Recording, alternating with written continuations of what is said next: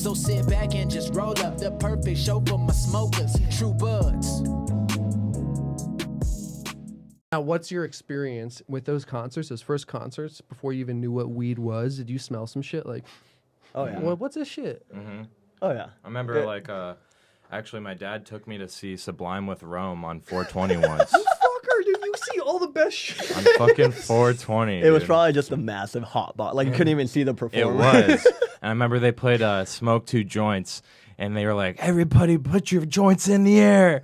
And like I'm just looking around like, whoa. You're like, Daddy, do you have a joint for me?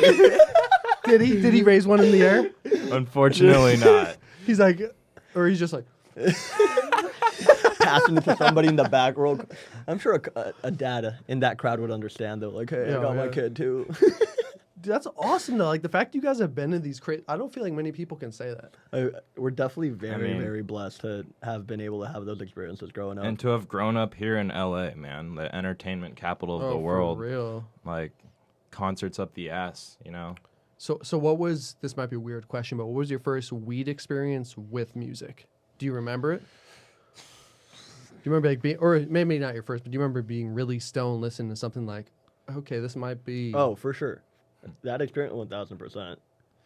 Yeah, I think I went to How the West Was Won. It was a kind of like a rap concert thing.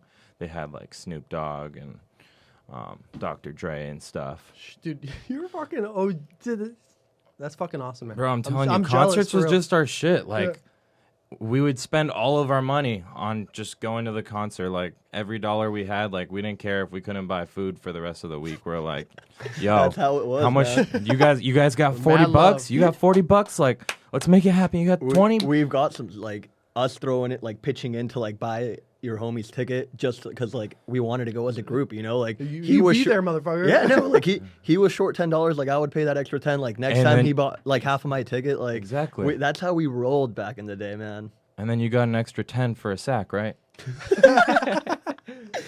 Always got to have that extra 10 for a second. That's included in the budget. So back then, me being in that fucking Cali for 5 years, what was it like back then? How would you buy your bags? Oh, it was more of like see, we are so spoiled.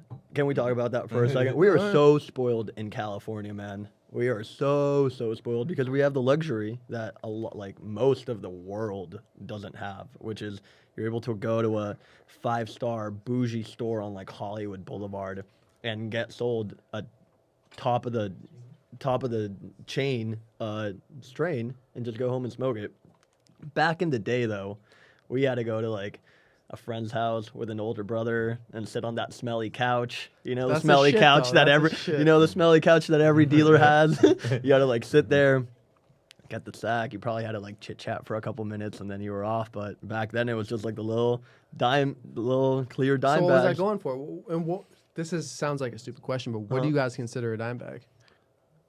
Back then it was 0.8, 0.9. Okay. Now a dime. 1.0. Yeah, 1.0, Okay. 1.2. Yeah, because it's interesting because I was in New Jersey and Kansas because a dime in Jersey was a gram, and I went to Kansas. Nobody heard of a dime. What do they call it out there? They don't even sell it. They do half ace and ace when I was in high school there, Interesting. which is really? fucking stupid. Yeah. So I revolutionized the game where I was because I would sell grams.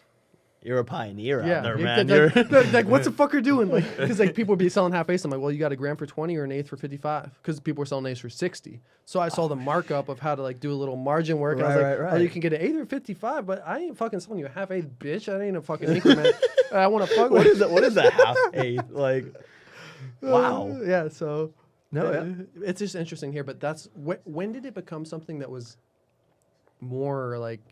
Common? Was it when it was legalized? Like, Yeah, Like, I think it was. that Because had to be. I remember, we remember those years clearly, man. Like, we lived through I love that. hearing yeah. about it from an Um, outsider, from like OGs in this.